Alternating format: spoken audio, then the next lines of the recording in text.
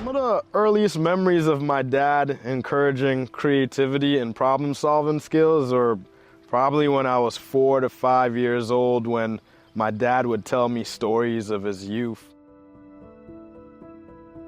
My dad and I are from a small country called St. Lucia. Back then, there weren't all the hardware stores or the places where you can get a product to solve your problems. So many of the times my dad had to be like MacGyver and make his own inventions. And some things that inspired me were just some of the toys that he talked about, from like the bamboo cannons that he would invent to like the box carts that he would invent, and just innovative ways that he would go fishing with his brother, or just little toys that he'd make growing up. Try to create something, try to innovate, try to add something to the world that will move it along, move humanity along. Something, whether or not it's a product or a publication, add something to the world. It's important to think that way.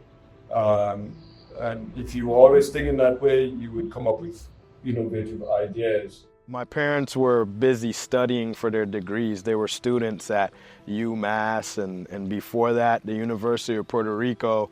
And with my creativity, and I am left-handed on top of it, I would cut up milk jugs or box cartons and make my own trucks or planes that Batman or Superman or the Ninja Turtles would sit in. And those were the earliest things I remember created. And then on top of it, I'd get in a little bit of trouble. I would break apart some of the toys that I had to make my own toys out of different pieces, or break apart like lamps and try and cut different cords and put them together, light bulbs together, to make my own little electronics.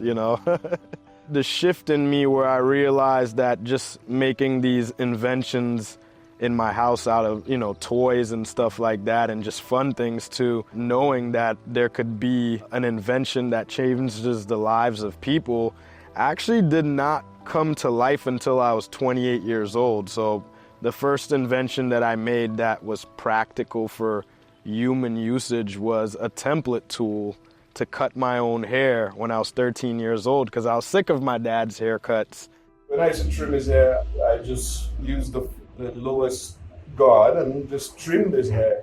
And he didn't like that. He thought of a way to come up with his own markings for his hair, or the level he wants to trim his hair. And I cut up these detergent bottles and pizza boxes, and I would match it against my hairline to get a perfect edge up. But I didn't think I had anything for 15 years. And knowing that you're an entrepreneur, and knowing that you have an item that can solve a problem for many and monetizing it, that's not something that clearly comes to you to act upon right away. I just saw a young man just decide, well, maybe I'll get some inspiration from the stuff that I did as a little boy, to go back into the garage and pull out a box and started looking at his artwork and deciding maybe do something with that. And I just was impressed that he was looking for a way out. And I always told him about plan A and plan B, and how you have to innovate or improvise. And so I was impressed actually seeing him pulling this idea out and moving on.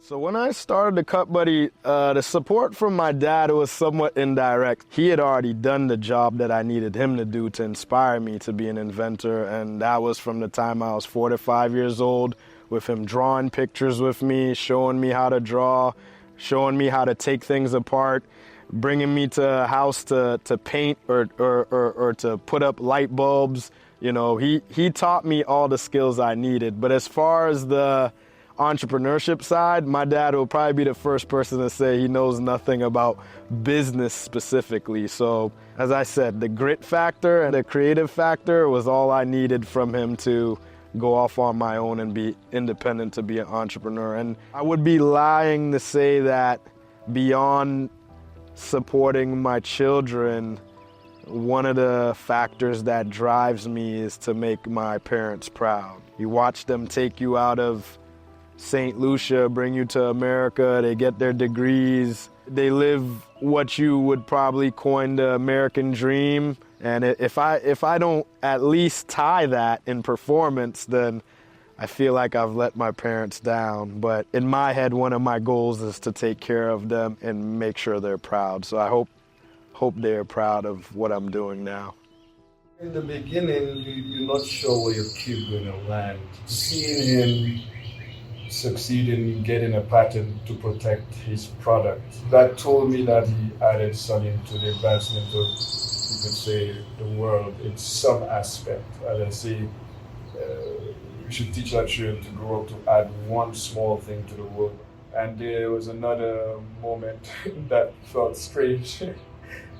I have this strangeness walking into Walmart and seeing our son's product on the shelf and being frozen and looking at my wife and Maureen and saying, "What is that?"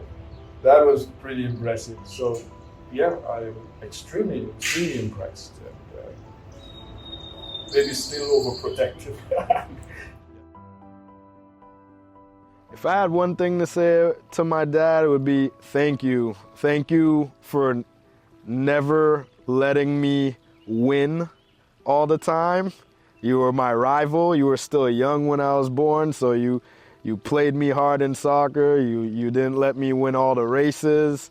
But at the same time, thank you for opening up my mind creatively. Like, you'd sit me down and there'd be just a blank piece of paper and you would create this whole world, or anything you imagine you would draw, and you taught me how to put my thoughts on paper and images, and that's literally how I learned today through everything. So without the foundation and learning blocks that you gave me, I'm scared to think of where I'd be today, so thank you.